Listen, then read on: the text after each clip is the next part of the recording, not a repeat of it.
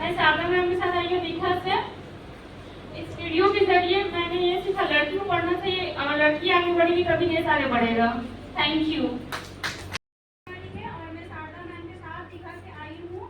इस वीडियो के जरिए हम लोग को ये सूचित किया जाता है कि किसी भी लड़की को पहले उसको अपने पैरों में खड़ा करके पढ़ा लिखा कर बड़ा एथी करना चाहिए, ताकि वो अपने पैरों में खड़ा हो, उसके बाद उसकी शादी ब्याह करना चाहिए। क्योंकि वक्त से पहले, उम्र से पहले उसकी शादी हो जाने के बाद उसके मतलब कि लाइफ को पूरा मतलब कि डिस्ट्रॉय कर दिया जाता है, उसका मतलब जीवन बर्बाद हो जाता है। इसलिए पहले बेटे को पढ़ाए, उसके बाद उसकी शादी करें, ताकि वो अपना खुद का मतलब कि एथी कर सके, अपना लाइफ में आगे बढ़ सके।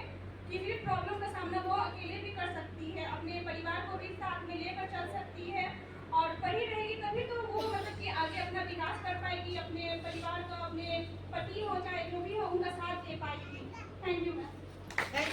Good morning all of you. मेरा नाम चंदा कुमार हुआ और मैं अनमैरिड से ही सिलाई सिखा रही हूँ। पहले तो पढ़ाना स्टार्ट की, फिर उसके बाद सिलाई सिखाना लॉकडाउन में लगा।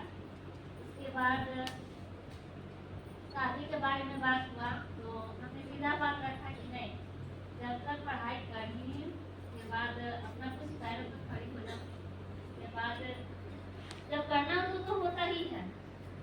मैंने मम्मी पापा से बात रखा कि नहीं, ये पूरा कर लेने के बाद जब तक मैं पूरा नहीं कर लेती अपना लक्ष्य नहीं करूँगी।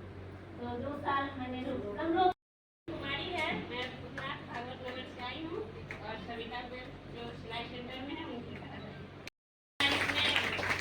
नारी के लिए जगह है, दोनों के लिए बराबर जगह होना चाहिए, तभी हमारे देश का आर्थिक और सामाजिक विकास हो सकता है। आपने संगोष्ठी का आयोजन किया है, क्या बताना चाहिए? क्या देखिए, आजकल आज की दुनिया में हम लोग देखते हैं कि महिला चाहे कितनी भी पढ़ी लिखी हो, अपना रोजगार भी कर रही है, चाहे ऑफिस जा रही है या घर में ही कर रही है, लेकिन वो मान सम्मान जो मिलना चाहिए महिलाओं को वो नहीं हो रहा है। और इसके कारण पीछे 2 चीज़ें छुपी है मेरी समझ से। जैसा हम लोग राजनीति में भी देखते हैं, वार्ड पार्षद महिला है लेकिन पति चलाता है, मुखिया की दायित्व महिला है लेकिन पति चलाता है या भाई चलाता है या बेटा चलाता है। औरत को इतना हमारा समाज ने समझ के रखा कि वो मूर्ख है, वो चला नहीं पाती है। जब एक घर एक महिला संभाल सकती है, चाहे 500 रुपये में चलाए या 5000 रुपये में चलाए, वो ना डिसाइड करती है कि क्या होना चाहिए क्या नहीं होना चाहिए। जब महिला के अंदर इतनी बुद्धि और समझदारी है तो हम लोग क्यों उसको कमजोर समझते हैं? इसे हम कहते कि फूल नहीं चिंगारी है। महिला सशक्त है और आज इन बच्चों को यहाँ इकट्ठे करके उनके अंदर जो छिपे गुण हैं उसको बाहर निकालने का कोशिश है। उन लोग को ऐसी चीज़ों से प्रेरित करना चाहते हैं कि घर में रहते हुए भी ये अपना हुनरदार बने, योगदान बने, आगे बढ़े और इस समाज में एक सबसे पहले अपना सपना जो देखती है वो सपना को ज़मीन पर उतारने के लिए, क्योंकि हर इंसान अपना सपना देखते हैं, लेकिन अक्सर महिला लोग का सपना को दबाया जाता है। आप लड़की हो, आप क्या करेंगी, चौका बर्तन न करना है आपको, वो ज़माना ख़त्म हो गया। इसलिए इन बच्चियों को आज जागरूक करना है, क्योंकि आपके अंदर जो छिपा हुआ गुण है, आपके अंदर जो सपना है, आप वो सपना को आप इस जमीन पर ला सकती, और कोई नहीं। जब आप आत्मनिर्भर हो जाएंगी, जब आपके अंदर विश्वास हो जाएगा तो आप आगे बढ़ सकती हैं। तो आज का कार्य, और दूसरा है कि कभी कभी हो जाता, महिला का भी दोष है, हाथ में पैसा आता तो समझती है हम ही बस महारानी बन गए। ये नहीं, हम लोग परिवार में कैसे रहना चाहिए, परिवार में परिवार को लेकर कैसा चलना चाहिए। ज़्यादा करके शादी के बाद चले जाती घर में तो लगता कि पति हमारा है, उसका न माँ है न भाई बहन है न कोई है। तो ये सोच विचार ये खत्म करना है, क्योंकि वो आपके पति आज है लेकिन वो पहले किसी की बेटा था, किसी की बहन थी। तो कैसे सारे रिश्तों को निभाकर एक सुंदर परिवार कैसे हम लोग रह सकते मिलजुल कर शांति के साथ, इस पर भी चर्चा होनी चाहिए। धन्यवाद। अगर महिला शिक्षित है तो हमारे समाज का प्रगति तो विकास में सबसे महत्वपूर्ण योगदान वो दे सकती है, और इसलिए महिलाओं को शिक्षित होना बहुत ज़्यादा ज़रूरी है। धन्यवाद। मैडम, इतनी तरह का कार्यक्रम चलाया जाता है, जागरूकता कार्यक्रम चलाया जाता है महिला सशक्तिकरण को लेके, इसके बावजूद आप कह रही कि अभी भी जरूरत है, कहाँ कमी रह गई? नहीं, ऐसा नहीं है कि अभी भी ज़रूरत है, लेकिन कहीं कहीं पर बहुत से पिछड़े लोग हैं, जो गरीब तबके के लोग हैं, उनका अभी भी मानसिकता वही है। उनका मानसिकता को बदलने के लिए इस तरह के अभियान हम लोग चलाते हैं रह रह कर। शहरी क्षेत्र में तो आपसे सवाल होगा, शहरी क्षेत्र में तो लगभग महिला जागरूक है। ग्रामीण क्षेत्र की बात की जाए और इस तरह का ज्ञान आप चलाते हो, वो लोग के अंदर जो महिला के प्रति जो दुर्भाव है वो कैसे दूर करेंगे? ये है कि उन लोगों का सोच बदलना होगा, क्योंकि हम लोग क्या करते हैं, जजमेंट कर देते हैं अपने बच्चों के ड्रेस पे, अपने बच्चों की चाल चलन पे।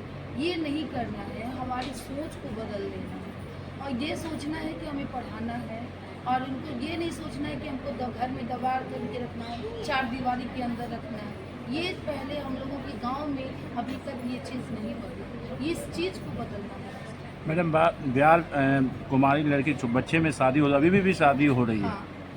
उसके क्या अभी शहर में नहीं, अब देहात में भी अभी हो रहा है। जी, तो इसलिए इसका जिम्मेवार कौन है? हम और आप हैं। जो हमारे घर में जो गार्जियन है वो जिम्मेवार होते हैं, जो गांव में है। शहर में अभी नहीं हो रहा है, लेकिन गांव में जो लोग हैं वो लोग चाहते हैं कि सबसे पहले शादी कर दें। तो यही चीज़ है जिसके कारण इस चीज़ को बदलने के लिए हमको पहले अपनी सोच को बदलना है। हाँ मैडम, आप कुछ बोल रहे हम थे। बोलना चाह रहे हैं कि इसलिए हो रहा है ना, हाँ, आज भी हम लोग अपनी बेटियों पर भरोसा नहीं करते। उम्र हो गया तो उम्र हो गया, और उम्र हो गया, अब वो उसके साथ कुछ हो जाएगा, नाक कट जाएंगी, इज्जत, परिवार का इज्जत खत्म हो जाएगा। हमारा कहने का मतलब है, क्या एक इज्जत जब हो जाता है केवल लड़की की जाती है? अगर कुछ गलत होता तो इसमें पुरुष भी तो है, लड़का भी तो है, उसकी इज्जत क्यों नहीं चली जाती? क्यों? क्योंकि हमारा शारीरिक बनावट ऐसा है, तो औरत पूरा लड़की पर दोष दिया जाता है, पुरुष पर क्यों नहीं दिया जाता? क्योंकि जब गलत काम होता है दोनों की भागीदारी होती है ना, तो केवल क्यों औरत पर दोष कहा जाता है? ये गलत है, ये गलत है। अब जब हम लोग देखते बलात्कार होता है, बलात्कारियों को छोड़ा जाता है और औरत को दबाया जाता है। तो ये सोच, जैसा अभी नीति जी कह रही है और आसन जी भी कह रहे हैं, हम लोग का जो पुरुष प्रधान है और ग्रामीण क्षेत्र में जो लड़की को किस दृष्टिकोण से हम लोग देखते हैं ना, लड़की को दृष्टिकोण से देखते कि ये बोझ है, इस बोझ को हटाओ, इस बोझ को घर में मत रखो। 17 साल 18 साल हटा दो, शादी कर लेती है, अच्छा घर नहीं मिला तो घर में लड़की ना घर की होती ना घाट की होती, न वो ससुराल में रह सकती न वो भाई की आ सकती है, तो आखिर वो जाएंगी तो जाएंगी कहाँ? इसलिए उसके उतना उम्र में शादी होना चाहिए जब उसकी समझदारी बनती है, जब वो हुनरदार हो जाएगी, वो अपने पैर पर खड़ी हो जाएगी, किसी पर आश्रित न होना चाहिए। यही लक्ष्य है हम लोग का, परिवार में समेट के कैसा रहना चाहिए और किस तरह हम लोग को एक सुंदर समाज बनाना। मैडम, एक क्वेश्चन और है, महिला लोग के लिए कोई भी थाना और महिला योग है, पुरुष को कोई प्रॉब्लम आते तो पुरुष को कहीं कुछ नहीं है। ये बात आपका सत्य है, लेकिन भैया भाई साहब, हम इतना कहेंगे, 200 साल से महिला लोग पर अत्याचार हो रहा, अब तीसरी पीढ़ी हम लोग को थोड़ा जीने दो, सांस लेने दीजिए। आप लोग के लिए भी हम लोग आवाज उठाएंगे, ऐसी बात नहीं है, ऐसी बात नहीं कि हम लोग अन्याय करें। अगर आप पुरुष के साथ अन्याय हो, वहाँ पर हम जरूर खड़े रहेंगे। मैं अपने तरफ से तो कहना चाहूँगी कि नारी शिक्षा तो बहुत ज़रूरी है, क्योंकि उन लोगों को अवेयर करना ज़रूरी है ताकि वो उन पर कोई अत्याचार ना हो, और वो समाज को विकसित करती हैं, परिवार को विकसित करती हैं, इसलिए उनका तो शिक्षित होना बहुत ही ज़रूरी है। एक समाज का निर्माण होता है नारी से, तो इसलिए उनका शिक्षित होना बहुत ही ज़रूरी है। लेकिन देखा ये भी जाता है, जहाँ महिलाएं शिक्षित है उनके भी प्रताड़ना होता है, वहाँ भी उनको प्रताड़ना का सामना करना पड़ता है। होता है सर, लेकिन जैसे जो महिलाएं अगर शिक्षित नहीं होती हैं उन पर कुछ ज़्यादा ही होता है, और जो शिक्षित होती हैं वो अपना बचाव करती हैं और मतलब